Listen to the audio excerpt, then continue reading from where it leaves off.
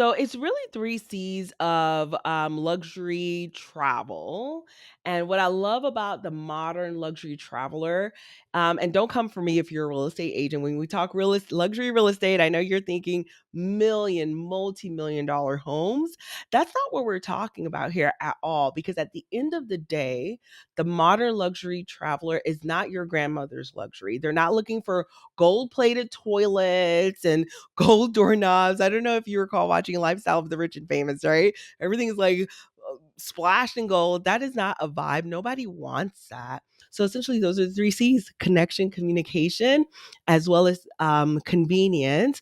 And what I love about the three C's of luxury travel is they don't have to break the bank. Welcome to the Landlord Diaries, where we talk about midterm rentals and the opportunities behind them. We'll share landlord stories, talk about maximizing investment potential, and discuss how to live the very best landlord life. This podcast is proudly brought to you by Furnished Finder, the leader and largest online marketplace for midterm rentals. Remember to like and subscribe if you enjoy our content. It's your host team of the Landlord Diaries, Kelly Bailey and Katie Lyon, coming to you as midterm rental enthusiasts and Furnish Finder marketing team. Katie, we have a wonderful conversation with Rachel today. What would you like to tell us about Rachel Gainsbrugh? Rachel is so great. You guys, she's just like approachable and she's super, super knowledgeable. She is sharp as a tack. And she started off with all short-term rentals and now she has like full-blown dived. She has jumped in. There you go. To the midterm rental world. And now she does a really, really smart hybrid play between the two of them.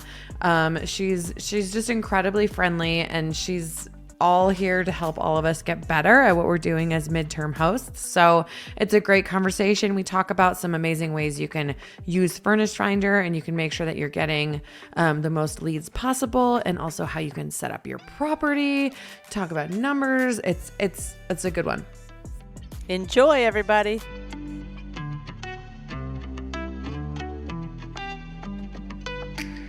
Dr. Rachel Gainsbrugh is known as the luxury short-term rental doctor, and her luxury brand is Short-Term Gems. Rachel was a speaker at the 2023 Midterm Rentals Summit and is an expert in the luxury short-term midterm rental space.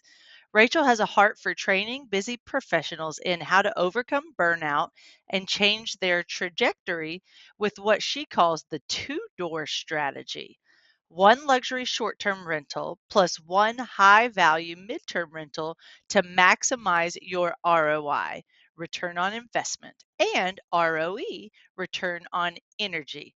Wow, I am so excited to talk about these topics. Rachel, thanks for being here with us. How are you today? Oh my goodness, I can't tell you how honored I am to be here with you today. Thank you so much, ladies, for putting in the time, the energy behind this podcast. The value has been immense for us as well as the midterm rental community.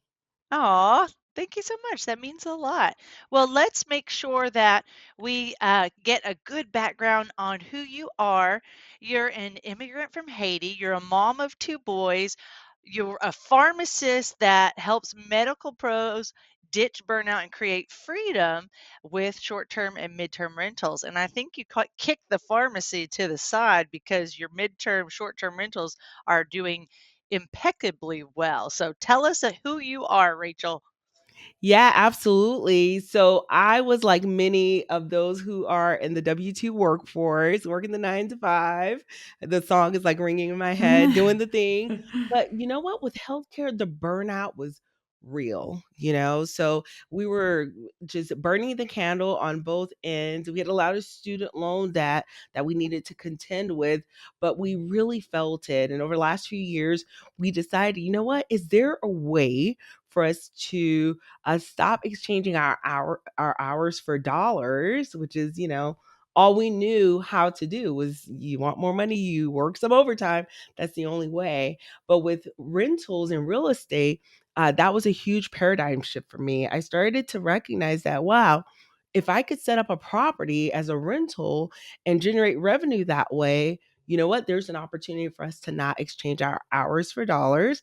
And behold, we looked into all of the real estate investing strategies. We're listening to some coaches and podcasts, and determined that short-term rental and mid-term rental was going to be the path for us to accelerate our financial freedom. And that's really how we started. We started with just one. I get door fever like everyone else. So if someone's like, I've got 100 doors, it's like, whoa.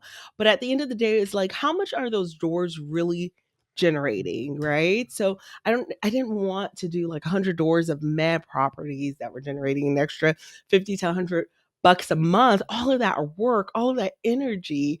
I wanted to see, well, how can I get the biggest bang for my buck? How can I generate the most amount of revenue using the least number of properties?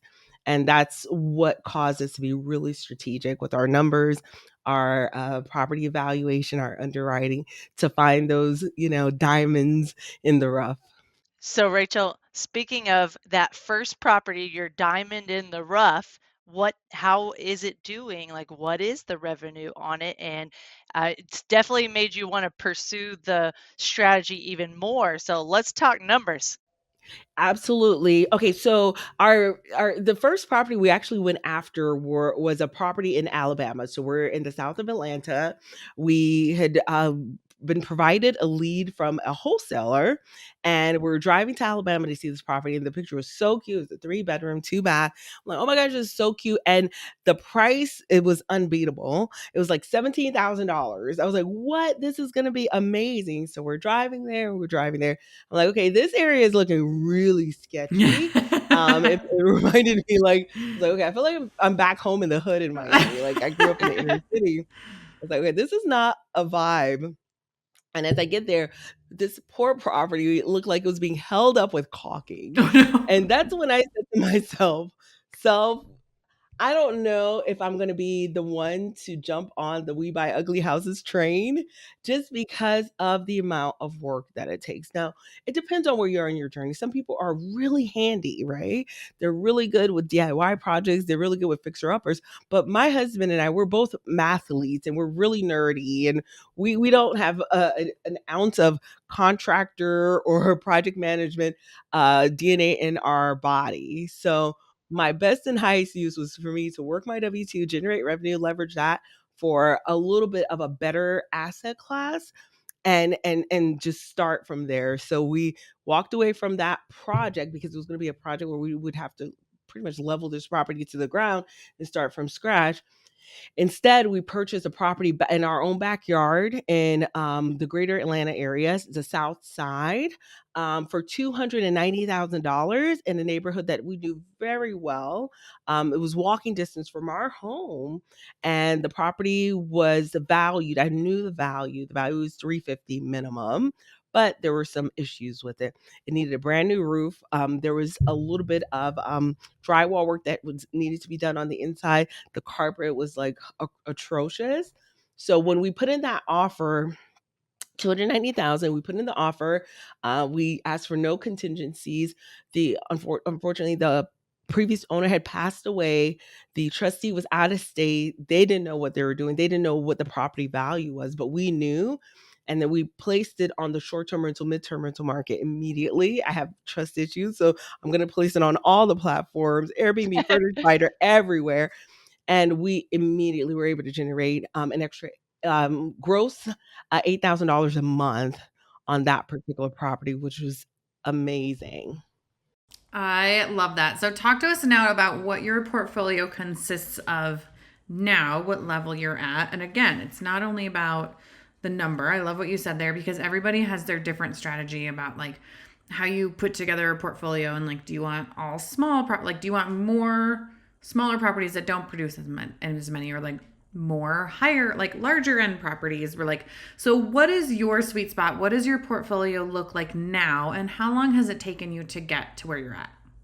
That's a great question. So we started at the end of 2018, And through just purchasing using 401k down to, which is, of course, we're not getting financial advice, but I tapped into my 401k. I tapped into bonuses to leverage for down payments. We use 10% down loans. We arbitrage a couple because we needed to fill in the gap for some insurance leads, and we help manage just a couple. But our portfolio is 22 total, 18 of which we own, and the others are arbitrage or managed. They're all 4+ bedrooms. I would say an average of 5 to 8 bedrooms, and they're located primarily in Georgia, Florida, Pennsylvania, Arizona, and Tennessee. And 8 of those are midterm rentals in the Georgia market. Love it. I think that's awesome. What a good balance. And, you're spread out a little bit geographically, but not too much. That's awesome. Okay, so talk to us about what your two-door strategy is with how you're combining short-term and midterm. Because I feel like this hybrid topic is a little bit hot right now because people are trying to figure out, like, how do I mix these two to really get the optimal outcome? So tell us kind of your take on it and how you do it. Yep. And just to preface, this is getting us into the meat of the episode of, do luxury rentals work in the midterm rental space and on Furnish Finder? Yay for the two-door strategy. Yeah, I love it. So, with the two-door strategy, I believe one of the members of our community is the one who really helped me to get laser focused on that, because she said to me, you know what? And she's an attorney. She says, Rachel, I want just one midterm rental and just one short-term rental, because I said all you need is two doors is to be wildly profitable. Wildly profitable. And she said that's what she wanted. And so she started off, Sophia, and she wouldn't mind me sharing this because she's such an amazing individual. So Sophia started off with her midterm rental. So with her midterm rental, it's a 4-bedroom home in the South Atlanta market as well, not exactly my market, another market in Georgia, where she was able to host a family who's displaced due to a tornado. And that family was right on the outskirts of where she was located. They booked her property for a whole 11 months. That is what they were contracted to, the timeline. And that timeline was due to, the expectation of really rebuilding that property that was damaged. So they were going to be the property was deemed uninhabitable, and they recognized, due to the level of damage, it's going to take 11 months to get that property back up and running. Now, once she had that settled as her midterm rental, we also implemented a short-term rental strategy for her in case she wanted to leverage it for the in-between time frame between bookings as a short-term rental. And I always prioritize midterm rental. And the way that we do that is we ensure that we have stay restrictions. For example, I encourage her not to accept these short 2-night bookings peppered all over her calendar further out. The strategy is we can accept those closer to when the booking stay is completed, but further out, it's going to be difficult to get those really good, juicy midterm rental bookings if you got these 2 nights peppered all over the calendar. Yeah, and that's something everybody has to be really thoughtful of, right? If you're mixing the two, is like, how are you going to manage that calendar and actually manage it, not just watch it and see what happens, right?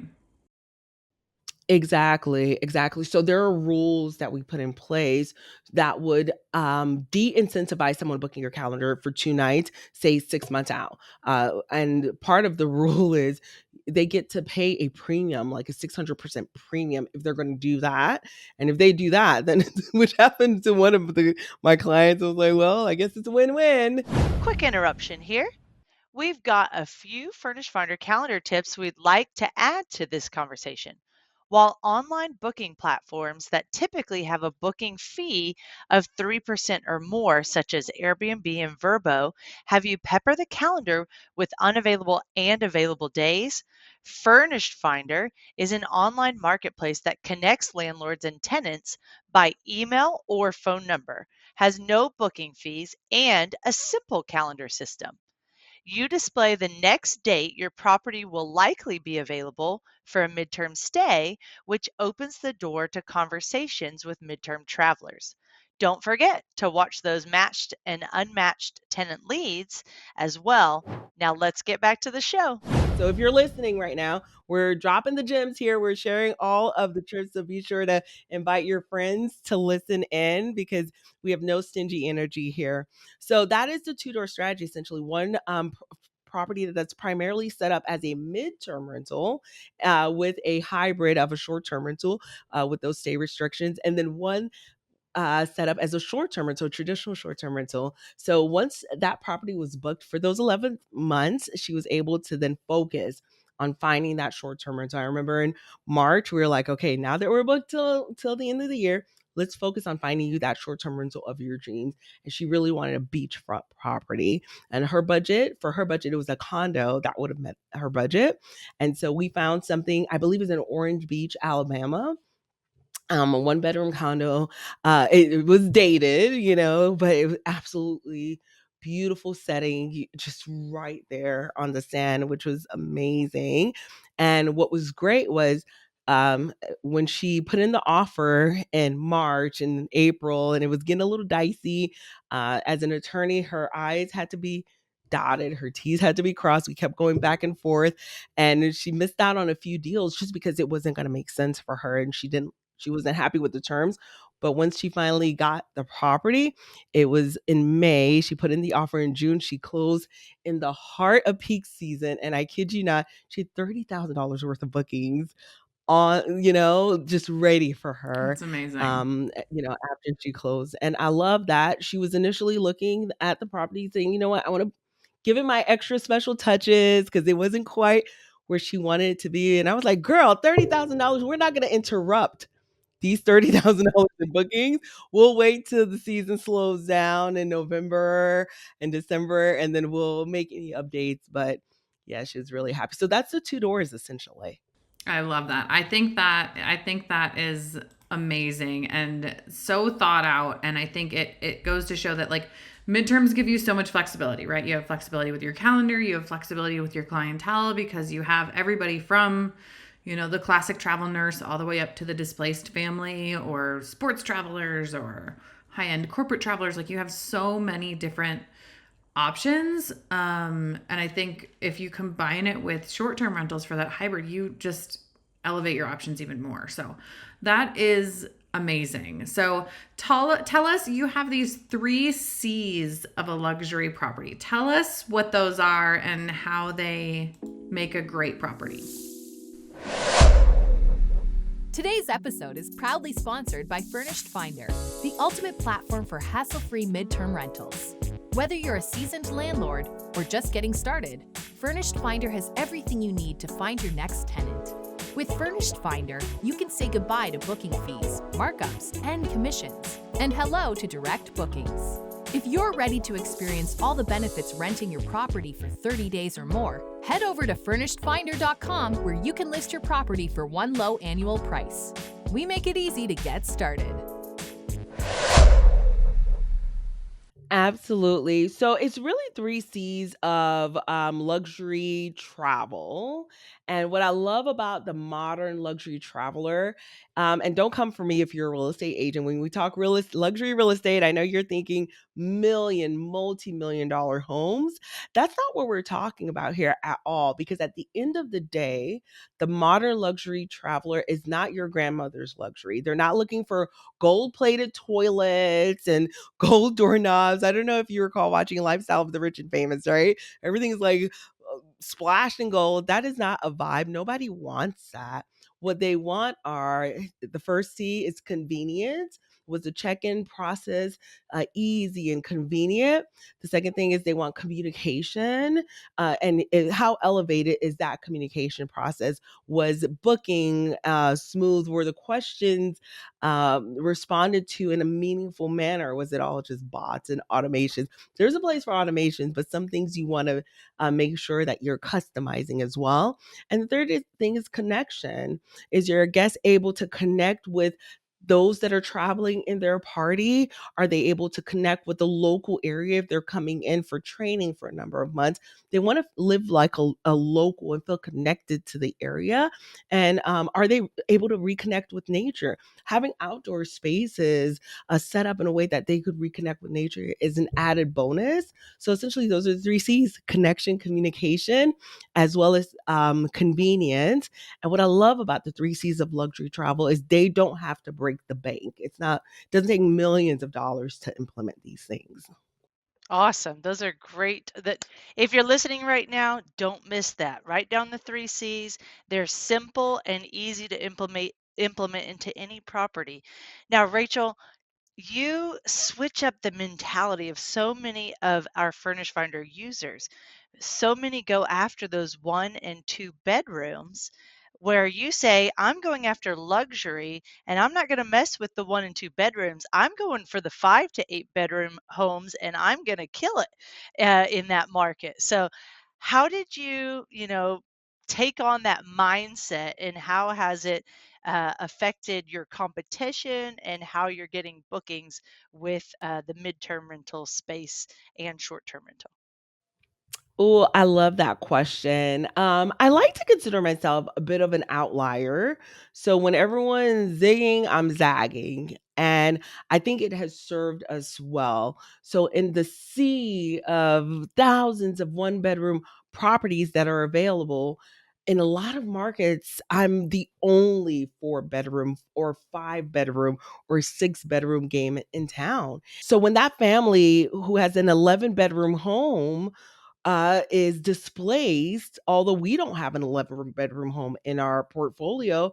Well, guess who they come to? They'll come to our 6 bedroom home, and it's more than adequate to meet their needs. And so with our midterm rentals, our short-term rentals, we're always looking at how do we maximize our profitability. I have some massive goals in terms of my why. I help to put women in medical school in Haiti. I've got two orphanages that we're building in Bolivia and Haiti that's Oh, sustainable. Yeah. awesome. So every project that I engage in, I need to see like a really big spread. I want a lot of meat left on that bone because I got work to do. I'm on a mission. And so the numbers do not lie. Yes, it's intimidating. You're like, oh my gosh, a bigger house, it's going to be a lot. It's intimidating at first, but the amount of energy it takes me to host a 1 bedroom property is the same amount of energy, the same conversation to host a 5 bedroom property. But the revenue potential is vastly different. And the way I think about it is who is my avatar? Who did I choose to serve? And it's multi generational, multi families traveling with children and pets. That is who I chose to serve because when my husband and we travel, we'll travel with his siblings. They're adults. My siblings, they're adults. Their spouses, their children, my parents, his parents, their spouses. And when you count that out, that's about 7 or 8 full time working, paying adults versus a 1 bedroom or 2 bedroom. You may just have one working parent or a working couple and their budget is strapped. I want to tap into the budget of the 8 adults that are coming. And even if you were to charge, 700 a night, $1,000 a night, if over the course of 7 days, it's not much at all. It's better than a hotel. It's better. Yeah. It's still a bargain for them. So I love that win-win feeling of placing them in a space that is just well curated for them, where we can really implement and go all in on the three C's and make them feel connected in space. Hello, listeners. Quick interruption here from Kelly Bailey. Are you wondering what the demand for 5 to 8 bedroom homes looks like in your area on Furnish Finder? Then listen up. Search the Furnish Finder map for your chosen city. I have chosen Temple, Texas for this example, where I have two 3 bedroom homes that both have 1 bedroom, 1 bath ADUs or studios. Temple is a small to mid-sized city with over 100 Furnish Finder listings. But when I filter by 4+ bedrooms on the map, the supply jumps to only 7 properties. So check out your area and don't forget, if you are loving our show, please subscribe. We release new episodes every Monday. Back to the show. I want to highlight something you said and then tie it into kind of the next topic I want to hit on, which is you said, if you're going into a market that's full of one beds or two beds or studios and you're taking on a larger property, you're going to be one of the only people with that property. So you're going to be the natural go to. But it can be intimidating and overwhelming and a little bit nerve wracking. I think a lot of people can relate to that. Our personal portfolio, me and my family's, is full of studios and one beds and a couple of two beds, just because we wanted that kind of solid like foundation. So we're like, well, let's create the foundation and then we're going to move up and up and up kind of with larger properties. So we have our first 3-bed, 3-bath, and this isn't a smaller market. It's in the Midwest. It's one of the only 3-bed and up midterm rentals available in that space. And it's a very like when you're putting your heart and soul and your wallet into it and you're like, okay, I know this is going to be good. I know this is going to be good, but you lack that kind of like everybody is doing it and I see everybody doing really well at it. So there is that like all of a sudden you're in this zone where you're like, this is uncomfortable and I don't have that like, everybody like the proof isn't right there, right? Because there just aren't that many properties. So I think that's really good you highlight on it because a lot of times, well, not a lot of time, always these larger properties, they're more expensive to get, they're more expensive to furnish, and it's a bigger jump, right? You're investing more time, more energy, more money, but it feels different even if the data on paper isn't any different. So I think that's really great that you highlighted that because too often we just hear about the successes and not kind of like, the uneasiness that can go with it from time to time. I want to tie that into your marketing because your marketing is one of the ways that I think you have made yourself stand out amongst any competitors. So I want to talk about what you do with YouTube videos and photo collages and amenities to make your properties really stand out. Yeah, and I love that you tied it in because you're absolutely right. Being the lone ranger and taking that leap of faith is nerve-wracking. So this is where you have an opportunity to pile on the value. So if you're going to be in a market like that and the lone ranger and you're not going to be pet friendly, come back to me if you're multitasking. If you're not pet friendly, you're leaving a lot of money on the table, and I learned that almost immediately. You're gonna see in these markets, a lot of people are not willing to be pet friendly. They're like, oh, but my furnishings, I just put in these furnishings. I'm like, get over it, Yeah. right? That's what deposits are for. Yep. There are contractor grade, textiles and furnishings that are available to you that you can set up your property in a way to meet this client need because the need is there. Americans, we love our pets, okay? And Yes, so, we do. yes, I've got 3 pups of my own. So, if a family is displaced from their home, they're not going to board their pet for 6 months as their home is getting renovated. So, what I found though, which I thought was interesting, and I was not expecting this, and I'm spilling the tea again for you ladies, but what I found is that our properties may be larger, but we still attract maybe a family of 3 or a family of 4 because we're the only pet-friendly thing in town, or we have a master on the main, and therefore we're a lot more accessible for granny than, the studio or the one bedroom that Yep. could probably, fit them the guest count of, 4 or 5. So although our guest count is somewhere along the lines of 12 to 16, how many are we hosting? Sometimes it's just 3 or 4 just because we have thought of those amenities that many other hosts are either not thinking of or they're not willing to implement. So pet friendly accessibility, having the master on the main, we're always looking for that type of property to accommodate grandpa or granny or someone with mobility issues. So I think that's important. So we do go bigger, but having those 2 things in place, you don't have to be a bigger home to accommodate that, but not a lot of people are willing to make those types of accommodations, and so we're not hosting maybe 20 people in our property, sometimes just 3 people, but because we have those things in place, we're attracting, an additional level of clientele. Hey landlords, are you ready to level up your rental game and simplify your midterm rental business? Well, get ready to meet your new best friend, KeyCheck. KeyCheck is your all-in-one solution for stress-free property management. With tenant-paid screenings, online rent payment processing, custom lease creation, and a suite of incredible landlord tools, you'll wonder how you ever lived without it. No more chasing down checks or sifting through piles of applications. KeyCheck helps you organize and manage all things landlording in a simple and efficient way. Make landlord life a breeze with KeyCheck, the game changer for modern property owners. Visit keycheck.com to unlock the power of stress-free property management and take your rental business to new heights.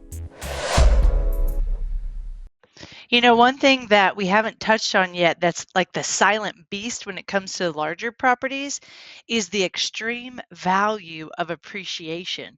Larger homes are going, especially larger single family homes, are typically going to appreciate much faster than a one bedroom or two bedroom condo would, or even a one bedroom house. How many families can make a one bedroom house work? Not many.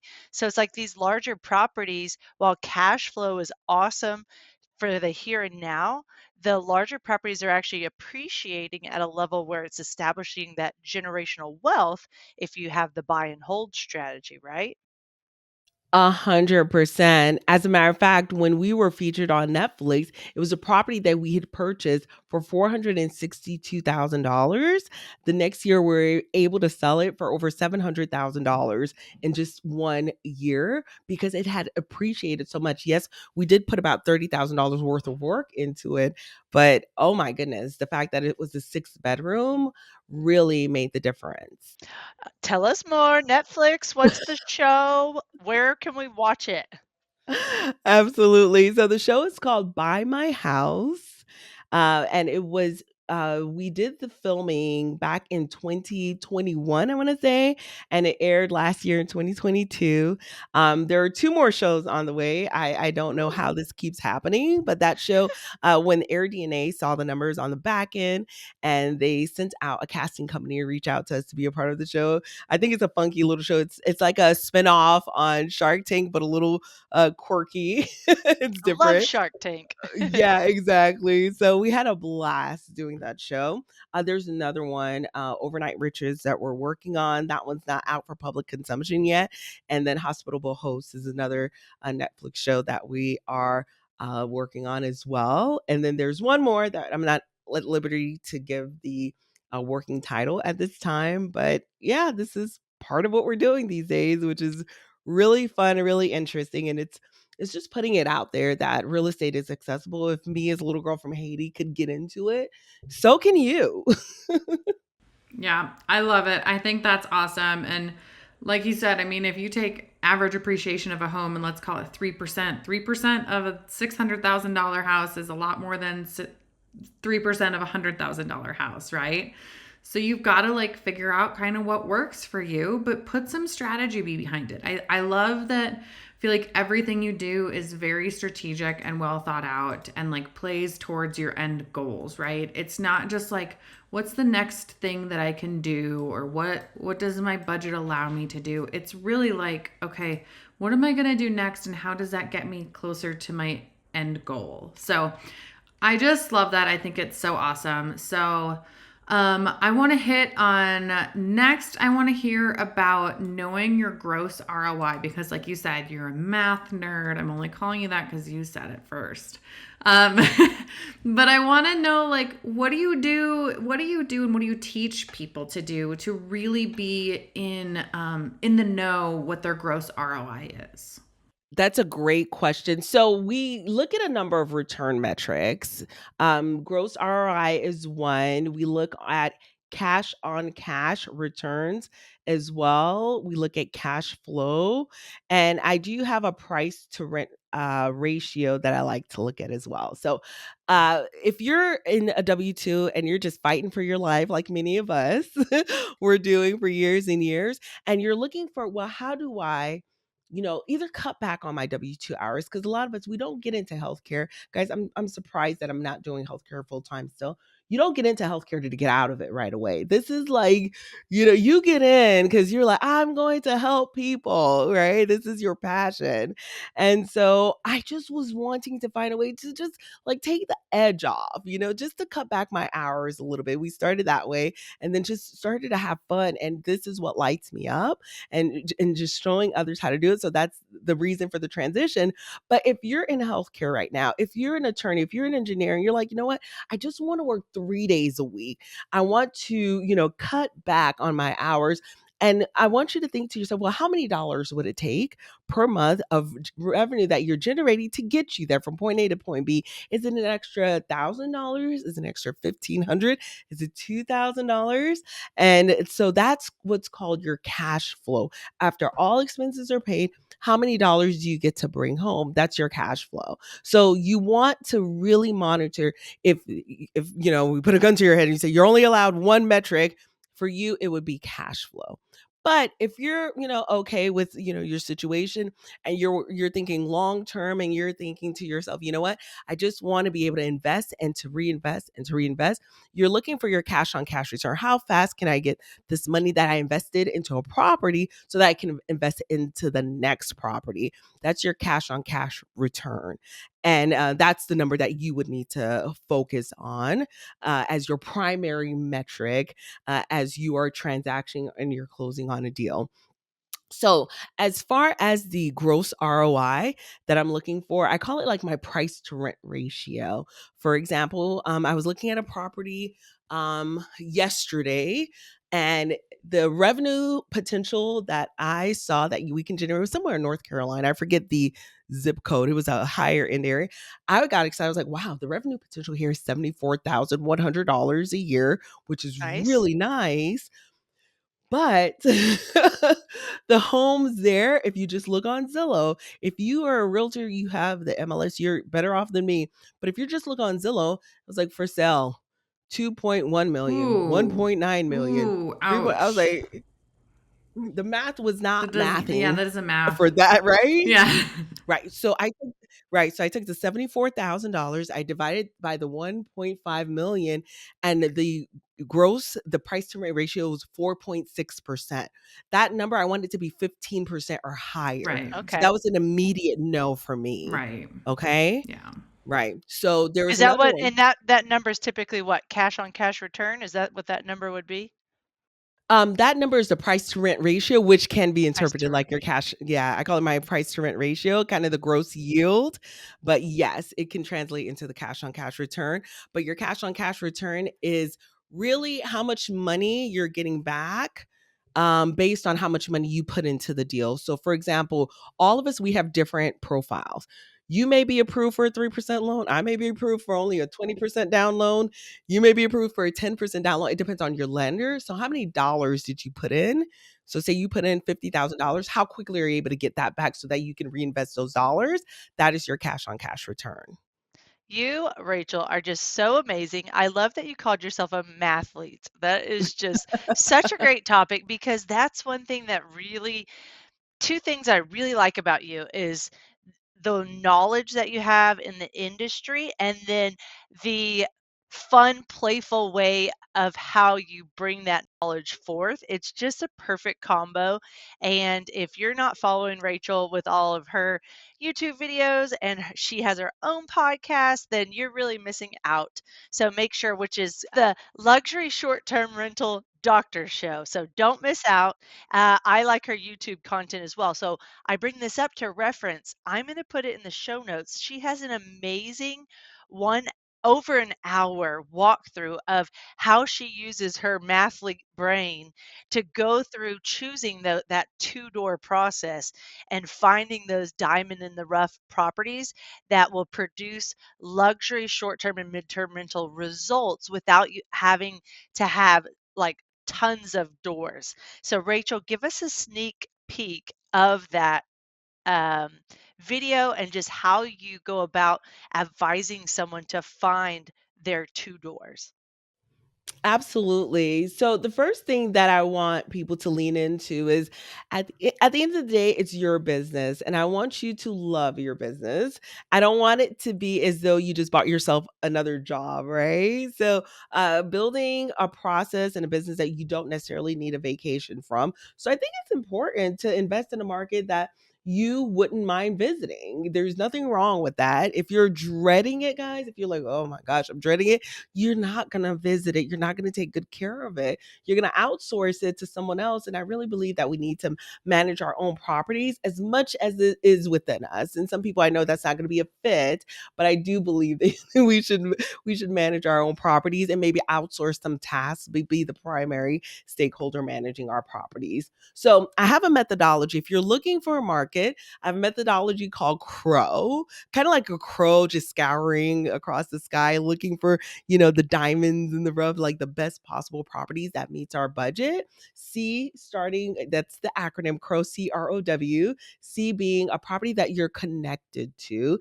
So it could be a property that's in your own backyard, a market that's in your own backyard that you're very familiar with. Some of you have in-laws who just have underperforming properties. They're getting older. They don't know what to do with it. You can step in and be an answer to a need that they have. Some of you may just know a property or have a property in your own portfolio that's not performing and you haven't been attentive to it. Optimize it, set it up as a midterm rental, place it on Furnish Finder, and see what you can do to really juice up the profitability of that property. So, start off with a property or a market that you're connected to. From there, rely on your um, recommendations and experts. So, recommended experts such as realtors, property managers, even your cleaners may have some tips and tricks and hints. If they're turning over a property every month and they're like, wow, this property is always hosting guests and they look like they work at the local, airline industry or something that can give you a clue. So these are professionals that are boots on the ground doing the thing. Those are great people to connect with for insight on markets where they're seeing a lot of travel. From there, properties that are on trend. What I love about being at the MTR Summit this past year, uh, we got a lot of information on the top cities with the highest demand, with the highest number of listings, with the most inquiry. So those are trends. 18 million searches based on the data that we were providing from Furnish Finder, which is amazing. What an amazing data source. So look at those cities that are on trend. Do any of them resonate with you? Are they in your own backyard? Or are they in an area like, oh yeah, I visit there every year, or my company sends me there. So think of those trends, think of those blogs, think of those articles that are coming out. And finally, word of mouth. If you're a part of real estate clubs or organizations, or if you've heard someone mention a city, just create a list of those places. You may come up with a list of 10 cities. I think that's a great way to start. And then we would streamline then based on what I mentioned a little bit early, the 15% price to rent ratio, that'll whittle it down to a good, 3 or 4. And from there, you can pick and choose. And I do have a couple of additional filtering and sifting steps where I'm looking at regulations, my budget. There's not like your budget to keep you in line. It's like, oh, I want all these things. And then the budget's like, yeah, hang on a second. Here's where you are, and it allows you the opportunity to see what's going to be a good fit for you. All right, Rachel, I think this is a perfect time to wrap up part one of your episode so that we can get everyone onto their searches. Here's what we want you to do your homework. Go find your two doors and then come back and listen to part two, or just skip ahead to part two, whichever preference you want. But one of Rachel's really good friends, I believe, who also is the author of the Bigger Pockets book, 30 Day Stay, Sarah Weaver, has episode 61 on the Landlord Diaries, which goes after exactly what Rachel is saying, how to pick a market to invest in based off 6 metrics. So if you don't even know where to start in choosing your 10 cities, well, that is a great episode to watch. And then reminder, in the show notes, you can go watch Rachel work through all the great ways that she finds those diamond in the rough properties as well. And Rachel, how would you like those to connect with you if they want to follow you on social media or ask you a question?